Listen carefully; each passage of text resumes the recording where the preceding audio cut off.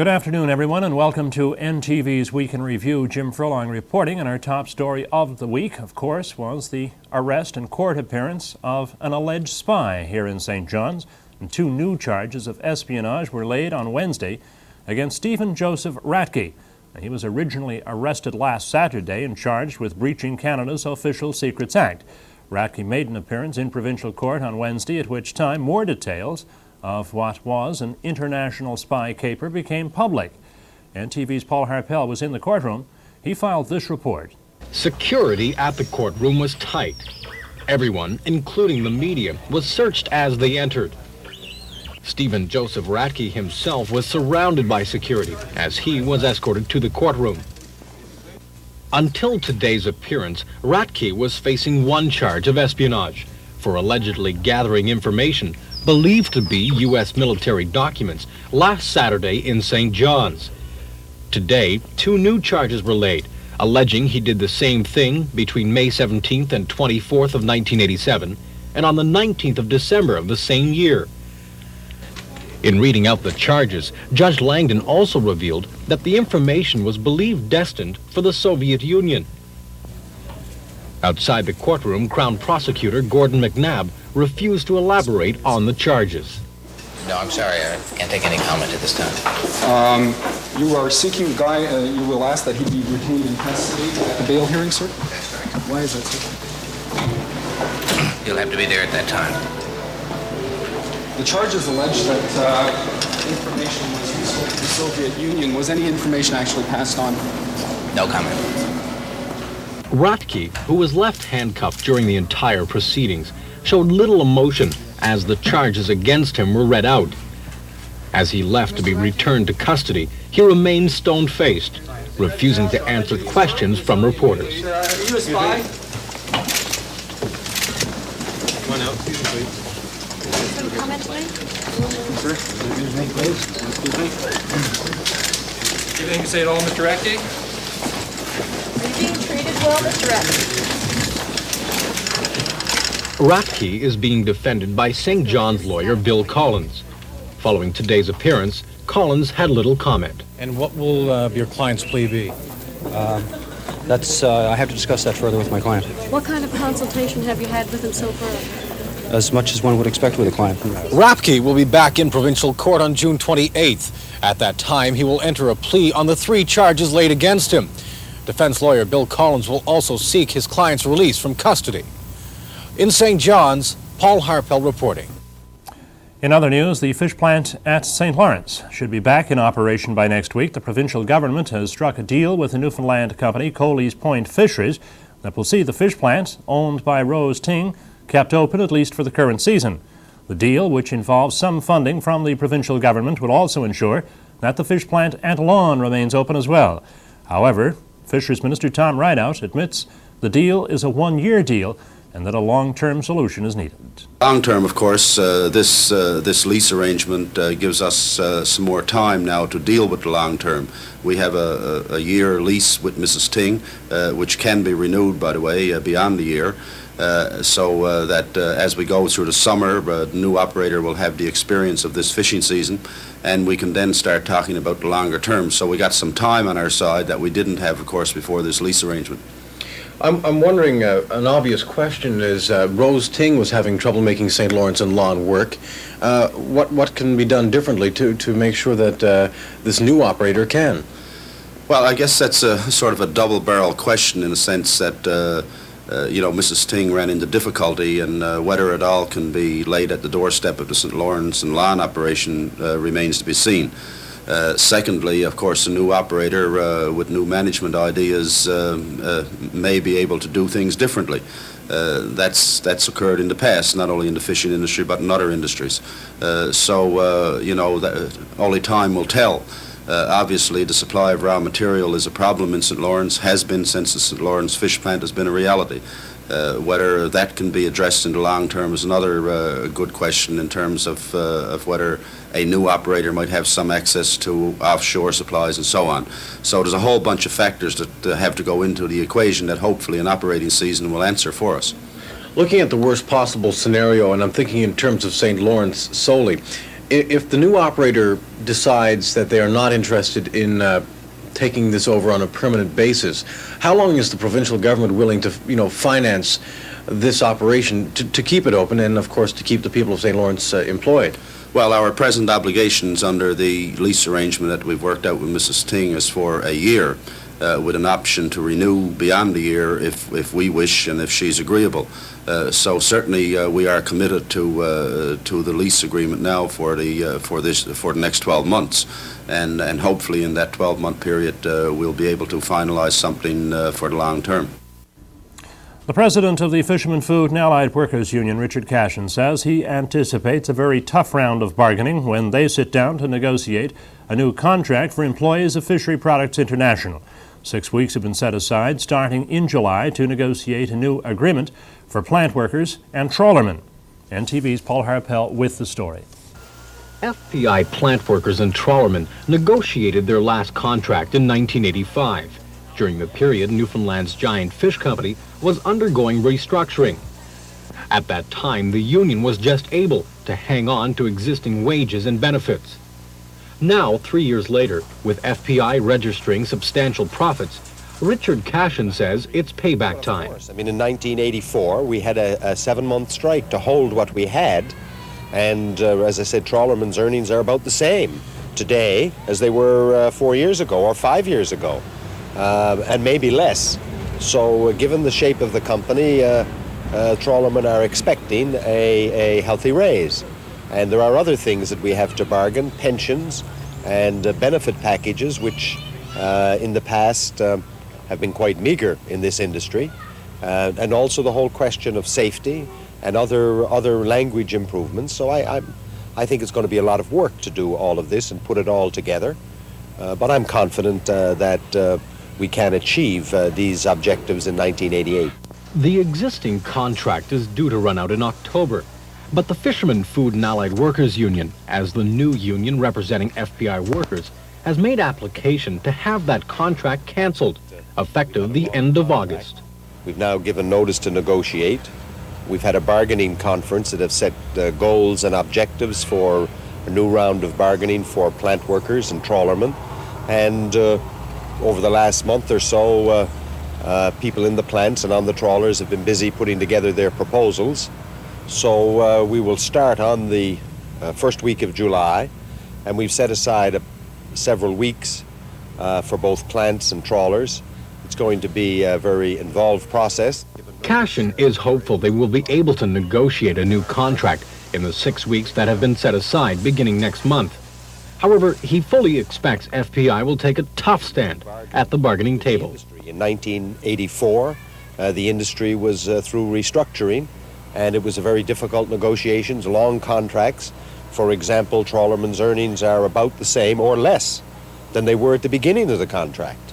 So faced with that, people will have high expectations, and we're dealing with a healthy company. But I mean, these things don't come easily, but we're prepared, and we're hopeful that we can, over the summer, work out an agreement. Paul Harpel, NTV News. And there was a demonstration at the Health Sciences Complex in St. John's during the week. We'll have that story and more when we return in a moment and continue with this edition of NTV's Week in Review.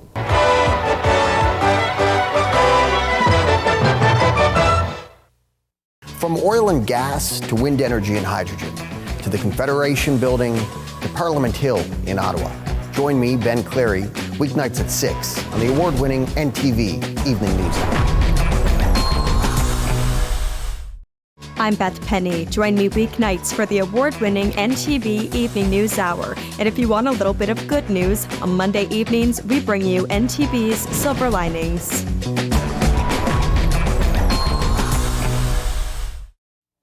Unionized workers at the Health Sciences Complex in St. John's held what was a peaceful demonstration on Monday. The demonstration was held to protest staff cutbacks at the facility. As NTV's Paul Harpel reports now, officials of the unions involved in the protest on Monday promised to demonstrate every day until the provincial government addresses the shortage problem. Workers, made up of members from 4 different unions, have united on the staff shortage issue. Today, during their lunch hour, a small group of employees from the Health Science Center marched in front of the hospital to demonstrate their frustration with working conditions at the Health Science Center, as well as other hospitals across the province. And it's a major accomplishment for the staff that we have to have given the care that we have given. But we all feel that if we had the proper staff, that we could do better. There are the little things for patients that we can't do because we just don't have the time. Simple things such as a back rub at night before you turn in. None of us realize what effect that has, only the person who's lying in the bed. The unions say they intend to keep up their peaceful demonstrations until government takes action to address the shortage problem. If their protest falls on deaf ears, they say they will step up their campaign and make it an election issue. The time will come if the government doesn't see fit to put more money into health care, when we may have to take extra action. And that action, brothers and sisters, will not be a strike action. I'm not in favor of that. We have people up there who can't help themselves. But we certainly do have a lot of clout with our relatives and friends, and when it comes to marking an X in the ballot box. The Nurses Union, which has thrown its support behind this campaign, has been complaining about working conditions in the province's hospitals for the past number of years. Union President Jeanette Andrews says the time has come for government to act on the workers' concerns or answer to the people of the province. I can't remember a time in my 10 years of nursing that there has been such a bad morale problem amongst nurses. You say a bad morale problem. Why? What's the root of it? Because we have gone through a series of 5 to 7 years now of budget restraint and budget restrictions, and yet the demand for health care continues to increase, and all the pressure we feel is being put on the nursing staff to provide increasing levels of care under tighter and tighter monetary conditions. The Newfoundland Association of Public Employees, the largest union involved in today's protest, also cautions government to listen to the complaints of hospital workers, or else face the consequences in the next provincial election. Paul Harpel, NTV News. There will be a judicial inquiry into last week's fire on Springdale Street, which claimed the life of 8-month-old Lisa Marie Power.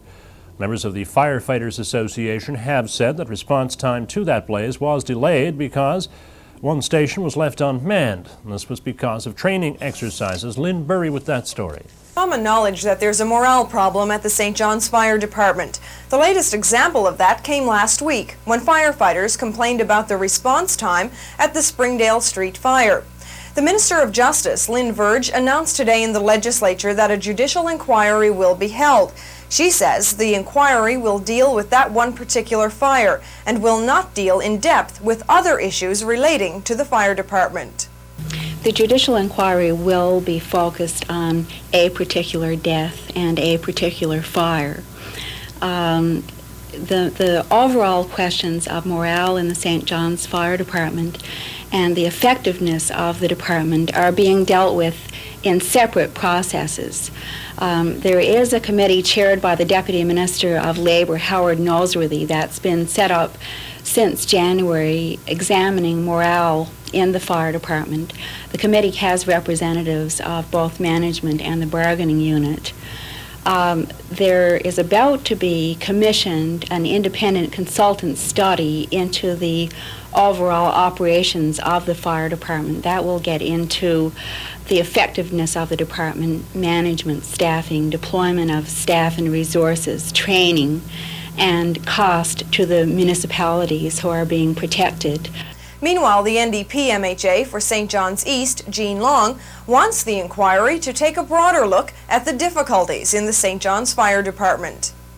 Well, I was pleased today to see that the Minister has said, as a result of a police investigation, there will be an inquiry into that one fire, and I guess now the question is, what are the parameters for that investigation? If in investigating the response time to the Springdale fire, they are able to address the provision of services across the city, compare the staffing levels and supplies and services available at the stations, then we may be able to get some answers to broader questions, and not just the Springdale incident. The report of the judicial inquiry is expected within the next 6 months. For NTV News, I'm Lynn Burry. Well, the death knell of the Newfoundland Railway will be sounded here in St. John's on Monday. It is the worst-kept secret in the province.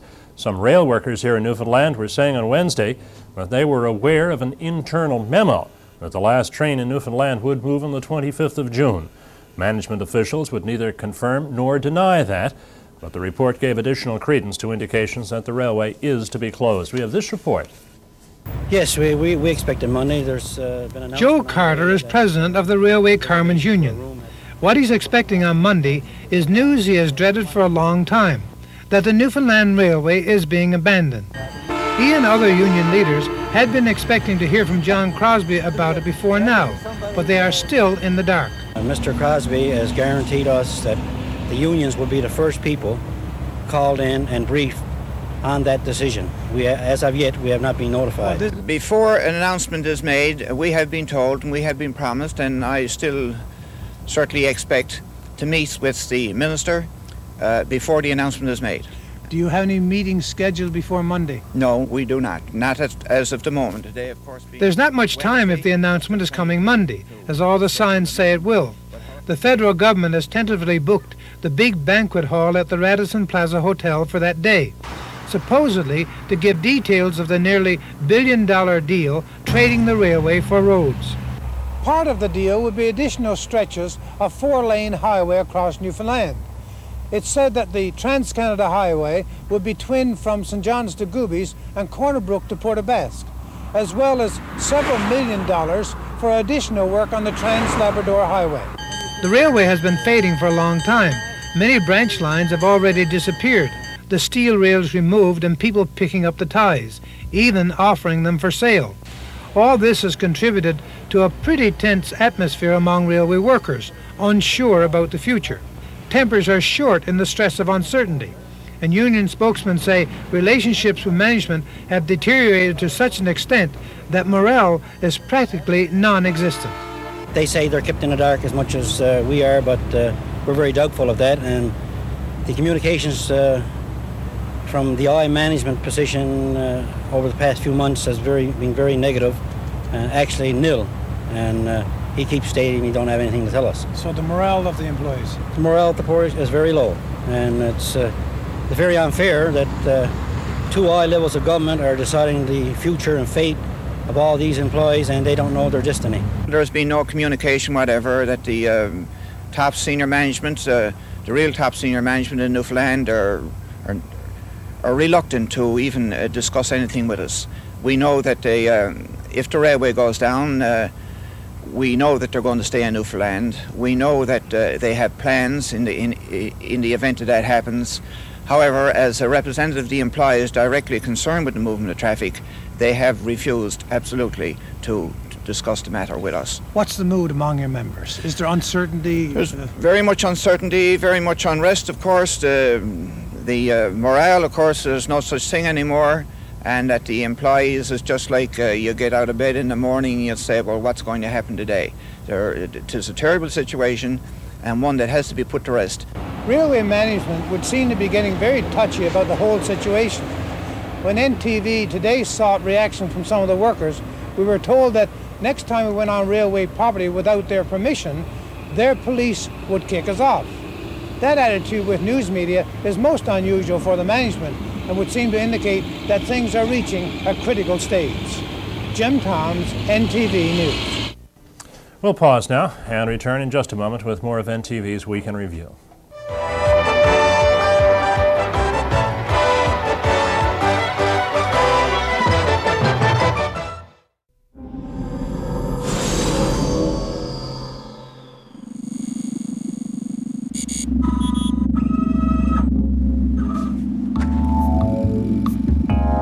NTV and Canada, a match made in heaven.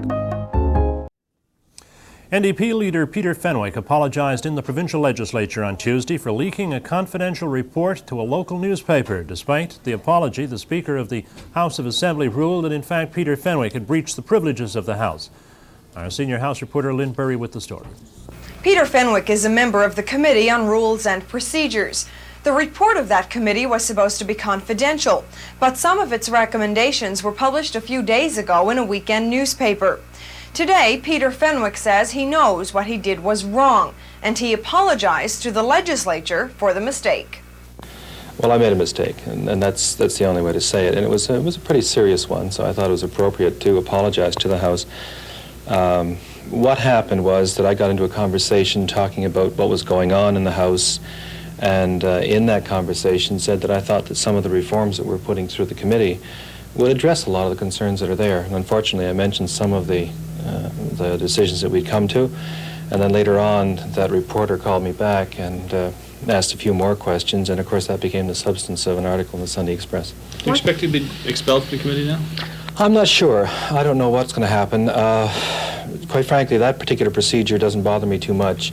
I feel bad about the whole procedure because I don't think it was particularly a violation of the privileges of the House, because in a sense we had agreed in the committee that you could mention something to the media as long as you gave notice, and I thought I had done that. So I don't feel that is wrong, but it was a violation of the trust of the other members, and I don't feel good about that at all. I said that I would consider resigning from the committee if Mr. Fenwick continued to be a member on it. It's a little different than resigning from the committee altogether. But, and I'll still consider that if Mr. Fenwick remains on the committee. But I'm certainly prepared to continue on the committee if Mr. Fenwick is not a member. But that means if the Committee on Privileges and Elections decides that Mr. Fenwick should not have to leave the committee, then you would have to consider resigning. I would give it serious consideration, yes. So obviously you'd like to see him off the committee. Yes, I would like to see him off the committee because I don't think that we can trust him anymore for the proceedings of the committee. You could have Mr. Fenwick expelled from the House, or the committee may indeed say, no, the apology is enough, and the committee by majority rule may decide that it's enough. And I'm a person that will go along with the decision of the committee. Although, as I said, on a personal level yesterday, and as far as I was concerned as the opposition House leader, I would have moved that Mr. Fenwick be expelled from the committee. And I can say to you that his explanation today hasn't done anything to change my mind. The whole matter has now been passed on to the Committee on Elections and Privileges. That committee will decide by Friday what action should be taken against Peter Fenwick. For NTV News, I'm Lynn Burry. And the St. John's Board of Trade has recently come out with a formal position paper concerning the role of the City of St. John's in the Canadian Defence White Paper. That's entitled A Challenge to Commitment. The board is concerned about the lack of a Canadian military presence in Newfoundland, particularly here in St. John's. As NTV's Kurt Studley reports for us now, the St. John's Board of Trade feels that increased military activity here in St. John's would be of economic benefit not only to the capital city, but to the province as a whole. The Board of Trade paper contains a background into the Canadian military and its activities in Newfoundland. It points out that Canada's military presence in St. John's has declined over the years, despite the fact that there are a number of advantages to having a military base here. Those advantages include a major airport and a well-protected harbor, along with port facilities and a modern and efficient transportation network. Fraser Edison, the president of the Board of Trade, says from an economic standpoint, increased military activity in St. John's would mean more money for the city. Well, in the long run, there's 2 or 3 areas. First of all, in as far as the station is concerned here in Pleasantville, which is only a station status, we feel that this should be a base status. And by being a base, therefore you're going to see a heck of a lot more money being spent in buildings, more manpower, more vehicles, and so on. So there would be a tremendous amount of expenditure in that area that would certainly be advantageous to the St. John's business community. So you're looking at it from a purely economic standpoint? That's right. It's purely economically, and we think that it's certainly a benefit for the small business in this community. One of the elements that the board is looking at is the stationing of nuclear-powered submarines in St. John's. This has been a controversial issue and has been opposed by a number of people, including Mayor John Murphy. But Edison doesn't see it as a problem. Secondly, though, another point that we felt, as far as nuclear submarines are concerned, there's been lots of controversy about this particular issue. We do not feel that this should be so controversial as it's being led to believe. And we think that at the moment, there's nothing wrong with having nuclear submarines. They're nuclear powered, not nuclear warheads on these vessels. Why could they not be operating at St. John's? We are in the North Atlantic. We are strategically located. There's no reason that we can see why we could not have this serviced out of St. John's Harbour. The Board of Trade paper has been sent to the Minister of Defense as well as other officials, and Edison is hopeful that Ottawa will consider St. John's as a viable site for a military base. Well, we've sent it, of course, to the Minister of Defense, Mr. Beattie, and also to our own member, John Crosby. And I guess it's been gone to some of the local provincial members as well, just to inform them of what we're doing, so that we can get everyone involved. And let's ensure that if the government is elected to spend this money, this large amount of money in the military spending, let's try it in Newfoundland for a change. We're not saying that we don't get anything in Newfoundland. That's not quite right, and with the new base going ahead up in Goose Bay, but I think this is a great opportunity for the Avalon Peninsula, and why not take advantage of it? The board is now waiting for a response from government in its efforts to see more military activity in St. John's. With the reorganization of our defense system, a naval or other military base in the city of St. John's is a distinct possibility. Kurt Studley, NTV News. Well, that's a look at some of the people and events that helped shape our lives during the past week. Enjoy the weekend. We look forward to seeing you on Monday.